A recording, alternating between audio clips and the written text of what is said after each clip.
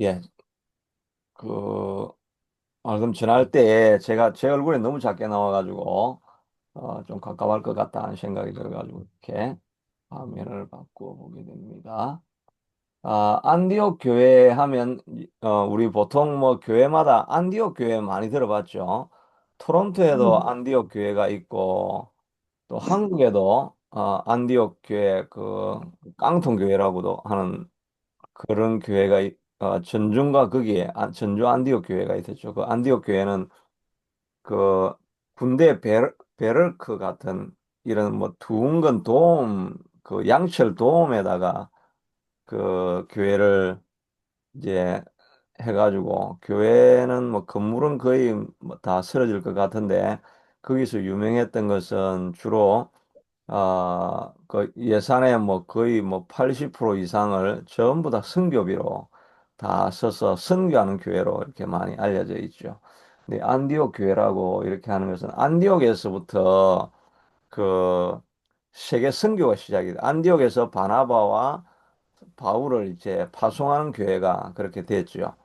그래서 안디옥 교회 하면은 이제 그 선교하는 교회 그런 이미지를 가지고 있기 때문에 이제 뭐 우리가 선교해야 됩니다. 이렇게 하는 그런 의미를 담아 가지고 아예 교회 이름을 안디옥으로 이렇게 하시는 분들이 많이 있습니다. 목사님들 가운데 특별히 선교에 이런 어떤 그 간절한 이제 소명 뭐 이런 걸 받으신 분들이 주로 교회 이름을 안디옥 교회로 이렇게 이름 붙이기를 좋아하죠. 근데 이 안디옥이 이제 처음 교회로 등장하기 시작하는데 옛날에는 예루살렘이 교회의 중심이었습니다. 그러다가 이제 바울이 안디옥에 나타나기 시작하고 바나바도 거기 올라가고 뭐 이렇게 하면서 안디옥이 오히려 교회의 중심이 되었습니다. 예루살렘이 교회의 중심이 될 때는 주로 이제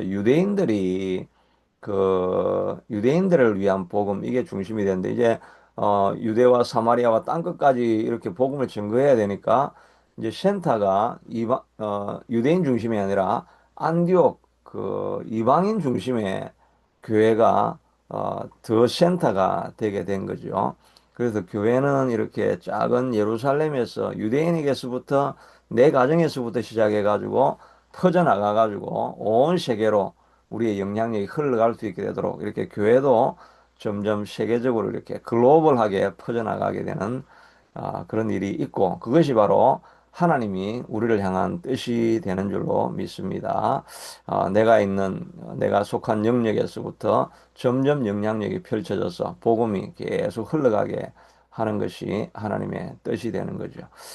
그런 일을 하게 되는 과정에는 스데반의 일로 일어나는 환란으로 말미암아 이 스데반이 순교하는 이 일로 말미암아 이런 모든 퍼져가는 일들이 일어나게 되는데 이렇게 하나님 나라가 확장이 되기 위해서는 죽는 사람이 이제 있어야 됩니다. 우리 가정이 복음으로 바로 설 수 있려고 하면 가정 안에 스데반의 환란을 당하는 사람이 꼭 있어야 됩니다. 누군가 죽어야 가정이 세워지고 또 자기가 죽어야 나로 말미암아 그 복음이 흘러가게 되고 또 교회 안에도 죽는 사람들이 이제 있으면 교회가 어, 점점 커져가게 되는 거죠. 제가 오늘 오다가도 이제 차 안에서 이렇게 간증을 들어보니까 오늘 뭐 지금 그 조영기 목사님 설교 옛날에 했던 거 이제, 어, 온누리교회에서 설교했던 거 그런 설교를 이렇게 이제 간증 설교를 제가 들으면서 왔는데 뭐 그 조영기 목사님이 뭐 아주 큰 역사를 많이 했는데 그 내용을 들어보니 보면 거의 자기는 뭐 온갖 질병을 다 달고 살았다 그러더라고요. 그래서 뭐 당뇨도 있고 또 뭐 파킨슨도 있고 그다음에 심장이 엄청 약했다고 이렇게 또 자기는 이야기하다. 그래서 강대상에 서면 언제나 이 하나님 오늘 설교하다가 안 쓰러지게 해주시옵소서. 그게 오직 유일한 기도 제목이었대요. 아프리카에 있는 코다디 브루스트라는가 하여튼 뭐 이름 있는 그런 게 가서 집회를 했는데 막 대통령도 와가지고 뒷좌석에 앉아 있고 이런데 갑자기 당뇨 쇼크가 오고 심장이 막 갑자기 뛰기 시작하는데 심장이 막 200 박동수가 60이 정도 돼야 되는데 200까지 막 뛰고 이러니까 막 사람이 그냥 죽어서 쓰러질 것 같이 그렇게 되더랍니다. 그래가지고 강단에 나가기 전에 잠깐 그 대통령이 목례라도 이렇게 해야 되는데 막 쓰러지니까 땅바닥에 무릎을 꿇고 그 대통령이 인사를 하고 가니까 대통령이 놀래가지고 이래 안 하셔도 된다고. 근데 자기는 서 있을 수가 없어가지고 그냥 바닥에 주저앉아가지고 있었고 그다음에 강대상에 가가지고는 막 심장이 막 200번씩 뛰고 뭐 이러니까 이게 뭐 사람이 제정신이 아닌 그러니까 말을 소리를 못 내고 그냥 지지고 가는 소리로 그냥 이렇게 말을 천천히 해가지고 이렇게 하니까 근데 듣는 사람은 또 역시 한국에 신뢰한 사람이 와가지고 막 소리도 치지 않고 조용조용하게 말하는구나. 그렇게 하여튼 뭐 죽고 사는 그 간격 안에서 뭐 거의 죽음을 무릅쓰고 이제 복음을 전하게 되는 거죠. 그래 뭐 비행기 타고 오다 보면 뭐 당뇨 때문에 거의 쓰러질 뻔하니까 뭐 비행기 그 길바닥에 그 아열 그 사이에 그냥 누워 있으니까 승무원이 계속 일어나라고 하는데 뭐 앉아 있으면 죽을 것 같으니까 바닥에 누워 가지고 오고 그 거의 자기가 그 생활하던 그 내용들을 이렇게 들려주면 그 나중에 신장이 나빠가지고 5분 만에 항상 오줌을 넣어야 되니까 강대상에서 오줌 누러 가겠습니다 이렇게 못하니까 그냥 삿바 차고 뭐 설교하고 나면 항상 바지에 뭐 오줌이 가득하고 뭐 이렇게 강대상에 서가지고 죽기 아니면 살기로 그렇게 설교를 했다고 그렇게 본인 이야기를 하시던 것을 들으면서 한 사람이 죽으니까 죽고 사는 길을 오가는 이런 죽은 사람이 있으니까 교회가 이렇게 사는구나 그런 생각을 저도 해보게 되었습니다. 그러면서 저도 교회 목회를 하려면은 이렇게 그냥 내가 죽었다 생각하고 이제 죽는 길을 걸어가야 되는구나. 그러면은 내가 죽으면 교회가 사는구나 하는 그런 생각들을 또 저도 해보게 됩니다.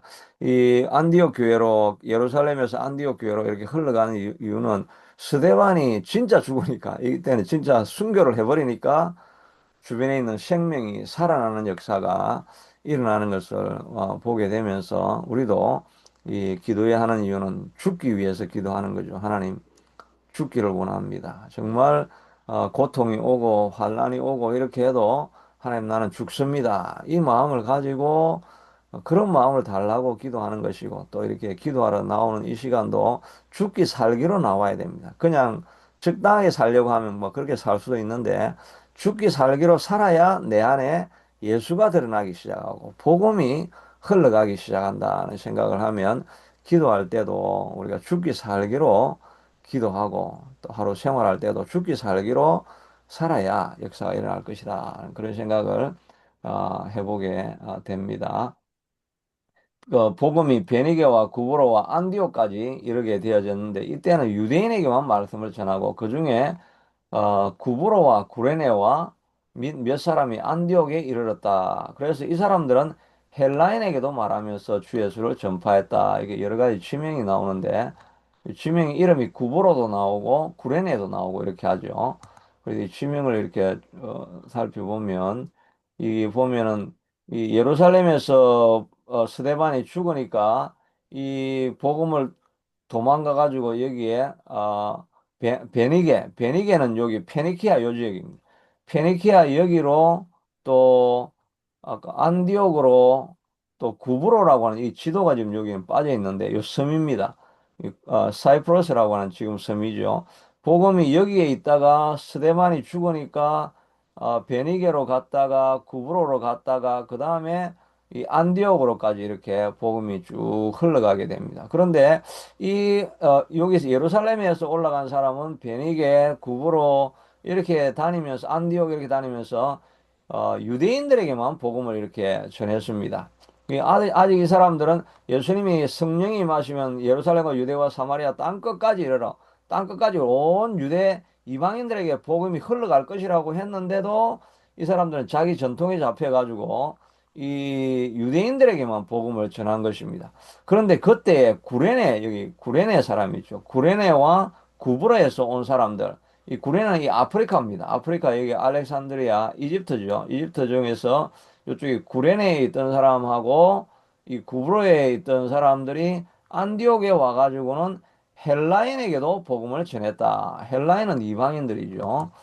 거기에 살고 있던 헬라인에게도 앞에는 이르러 안디옥까지 이르러 예루살렘에 온 사람은 유대인에게만 전했고 이 구브로와 구레는 이 해외파죠, 해외파.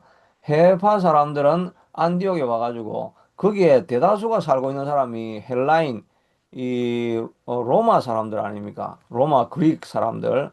이 사람들이 이 안디옥에는 다 이방인들만 살죠. 유대인들은 몇 명 안 삽니다. 그러니까 유대인들에게 소수무리에게만 전했는데 이 사람들은 와가지고 그냥 헬라인 유대인 뭐 다 복음을 전하는데 갑자기 이 말을 하니까 수많은 사람들이 믿고 예수께로 나오는 역사가 일어나게 됩니다. 그렇게 하니까 예루살렘에 있던 사람들이 놀라가지고 이 베드로 때는 그냥 그 고넬료 한 사람 이방인에게 복음을 전했는데 이 구레네와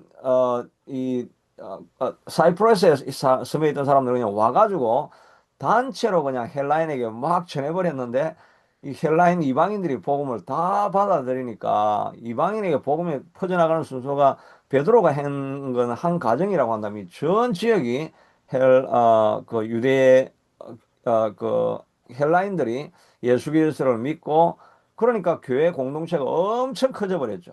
엄청 커져 버리니까 나중에 여기 마지막에 보면 그 가뭄이 일어나 가지고 성령으로 말해 큰 천하에 큰 흉년이 들더라고 하니까 흉년이 들었는데 유대에 사는 형제들에게 부조를 보내기로 작정하였다. 이제 예루살렘 교회는 이제 그 얼마 안 돼. 유대교인들만 있으니까 얼마 안 되잖아요. 그런데 저 북쪽에 있는 안디옥에서는 흉년이 되니까 여기는 뭐 헬라 사람들이 예수를 막 믿으니까 헬라 사람들은 그 당시에 사회 지위에 있는 사람들도 있고 권력 있는 사람들도 있고 하니까 돈이 많을 거 아닙니까? 돈이 많으니까 흉년이 되니까 예루살렘이 오히려 도와주는 역사, 거꾸로 되는 역사가 일어나게 된 것입니다. 우리 한국 사회도 교회도 우리가 그렇게 많이 도움을 받았지만 지금은 우리가 수많은 선교사를 파송하는 교회로 이렇게 바뀌어진 것이죠. 그래서 먼저 된 자가 나중되고 나중된 자가 먼저 된다고 이렇게 했는데 우리가 우리로 말미암아 시간이 점점 지나면 처음에는 우리가 부족하고 뭐 변변찮고 이렇게 하다가 시간이 점점 지나면 우리가 다른 사람을 도와줄 수 있는 이런 사람으로 우리가 점점 바꾸어져 가는 것이 복음의 역사가 되는 것입니다. 그러니까 우리가 처음에는 지금은 미약하지만 하나님께서 우리를 창대하게 만들어 주시옵소서. 우리의 복음의 영향력이 점점 커져나가는 그런 우리의 삶이 되게 해주시옵소서. 이 복을 위해서 기도해야 될 줄로 믿습니다. 그래서 그 우리가 저도 축복 기도할 때 어,